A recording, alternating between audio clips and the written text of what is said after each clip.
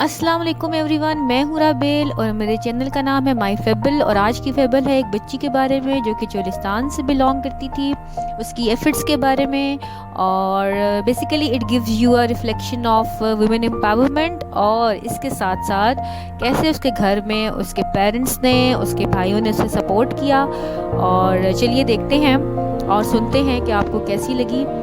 Like कीजिएगा, subscribe कीजिएगा और कमेंट कीजिएगा। Thank you so much. अल्लाह हाफिज़।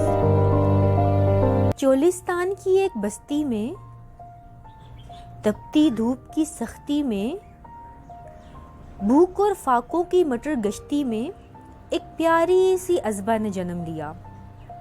अज़बा 4 भाइयों के बाद इस दुनिया में आई थी। घर था कि मिट्टी से बना घरौंदा, बस कुछ टूटे फूटे बर्तन कुल सरमाया था। जिस घर में अज़बा, उसके माँ बाप और 4 भाई रहते थे। अज़बा नाम ही कितना प्यारा है, जिसका मतलब भी मीठा है।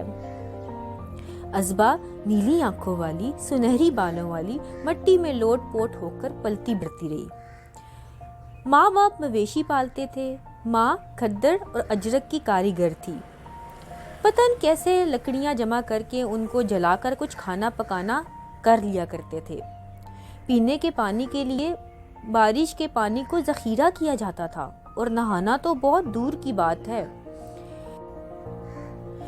यहाँ बसने वाले वही फेजेंट्स कुछ फ्यूडल लॉर्ड्स की हुक्मरानी के तहत जिंदगी गुजार रहे थे।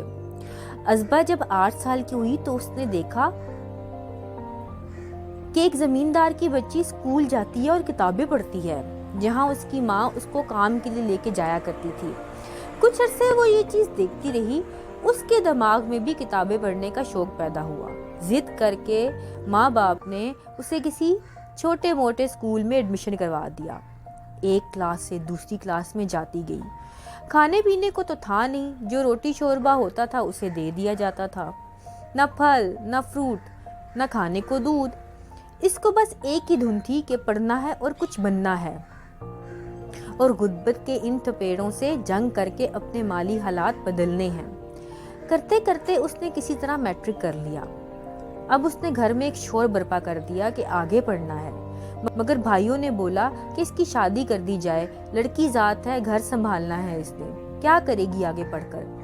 मगर अज़बा गंदमी रंगत वाली, बस एक ही धुन उस पे सवार थी कि कुछ बनना है। उसके माइंड में कोई क्लियर गोल्स ना थे, बस एक ब्लर सी पिक्चर थी।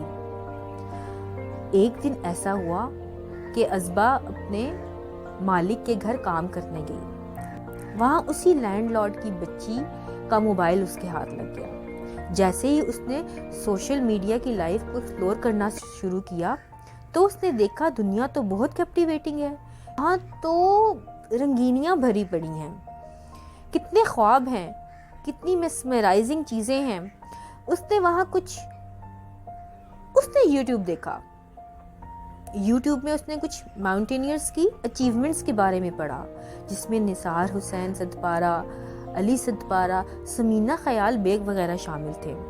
उसने देखा कि समीना ख्याल बेग तो यंगेस्ट फीमेल माउंटेनियर है, और उस पर तो एक डॉक्यूमेंट्री बियॉन्ड द हाइट भी लिखी जा चुकी है। उसको ये सब बहुत इंस्पायरिंग लगा, बहुत इंस्पायरिंग। उसके दिल में भी ख्वाहिश पैदा हुई कि क्यों ना वो भी लोगों को इंस्पायर करे, इससे पहले कि वो एक्सपायर हो जाए। उसके दिल में माउंटेनियर बनने का शौक पैदा हुआ। बड़ी मुश्किल से उसने फैमिली से इजाज़त लेकर